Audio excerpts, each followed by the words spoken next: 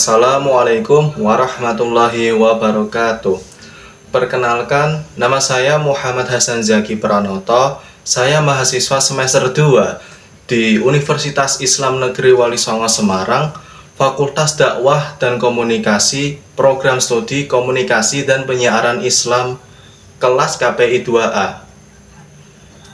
Di sini saya akan menceritakan asal-usul tentang kota kelahiran saya, yakni kota Kudus, yang meliputi berbagai aspek yang akan saya sampaikan.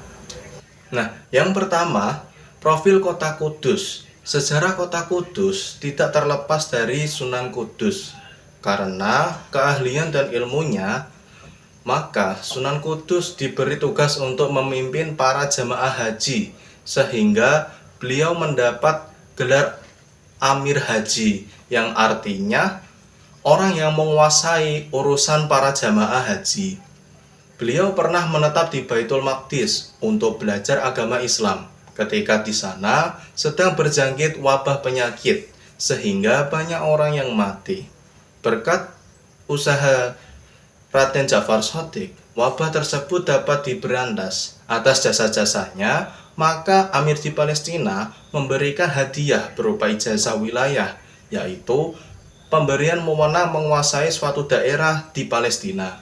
Pemberian wewenang tersebut tertulis pada batu yang ditulis dengan huruf Arab kuno dan sekarang masih utuh terdapat di atas mihrab Masjid Menara Kudus. Yang kedua, peran Sunan Kudus. Sunan Kudus memohon kepada Amir Palestina yang sekaligus sebagai gurunya untuk memindahkan wewenang wilayah tersebut ke Pulau Jawa. Nah, permohonan tersebut dapat disetujui dan Sunan Ja'far dan Sunan Kudus pulang ke Jawa. Setelah pulang, Sunan Kudus mendirikan masjid di daerah Kudus pada tahun 1956 Hijriah atau 1548 Masehi. Semula diberi nama Al-Manar atau Masjid Al-Aqsa, meniru nama masjid di Yerusalem yang bernama Masjidil Aqsa. Kota Yerusalem juga disebut Baitul Maqdis atau Al-Quds. Dari kata Al-Quds kemudian lahirlah kota Kudus, yang kemudian digunakan untuk nama kota Kudus sekarang. Sebelumnya mungkin bernama Loaram, dan nama ini masih dipakai sebagai nama desa Loram sampai sekarang.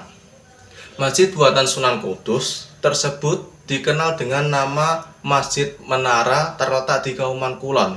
Lalu, sejak Sunan Kudus bertempat tinggal di daerah itu, jumlah kaum muslimin semakin bertambah, sehingga daerah di sekitar Masjid Al-Aqsa diberi nama Kauman, yang berarti tempat tinggal kaum muslimin.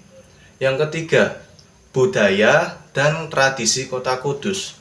Kota Kudus memiliki budaya yang sangat kental dengan nilai-nilai keislaman serta toleransi antar keyakinan. Salah satu budaya lokal yang masih dijaga hingga kini adalah larangan menyembelih sapi sebagai bentuk penghormatan kepada umat Hindu, karena sapi dianggap hewan suci dalam agama mereka. Tradisi ini berawal dari sikap toleran Sunan Kudus yang pernah ditolong oleh seorang pendeta Hindu dengan memberi susu sapi. Kota Kudus juga memiliki tradisi dandangan, yaitu perayaan menyambut bulan Ramadan yang ditandai dengan pasar malam dan pertunjukan seni di sekitar Masjid Menara. Selain itu, ada kegiatan tahlil, doa bersama, dan haul Sunan Kudus yang rutin diadakan untuk mengenang jasa tokoh penyebaran Islam di kota Kudus. Yang keempat, makanan khas kota Kudus. Kota Kudus juga dikenal dengan kekayaan kulinernya yang khas dan lezat. Terdapat beberapa makanan khas kota Kudus, antara lain soto Kudus, lentok Tanjung, nasi pindang, sate kerbau, opor sunggingan, jenang Kudus, dan getuk nyimut. Yang kelima, hari jadi dan peringatan kota Kudus. Hari jadi kota Kudus ditetapkan pada tanggal 23 September 1549 Masehi sesuai dengan peraturan daerah nomor 11 tahun 1990. Setiap tahunnya hari jadi ini dirayakan dengan parade budaya, upacara adat, tasyakuran, serta kegiatan keagamaan di sekitar Masjid Menara Kudus. Yang keenam, ekonomi dan perkembangan Kota Kudus. Kota Kudus dikenal sebagai pusat industri rokok terkretek di Indonesia dengan perusahaan besar seperti PT Djarum yang turut mendorong kemajuan ekonomi di kota ini. Selain itu, Kota Kudus juga menjadi pusat pendidikan Islam dan pesantren yang menjadikannya sebagai kota dengan semangat religius dan pendidikan yang kuat. Demikian yang dapat saya sampaikan.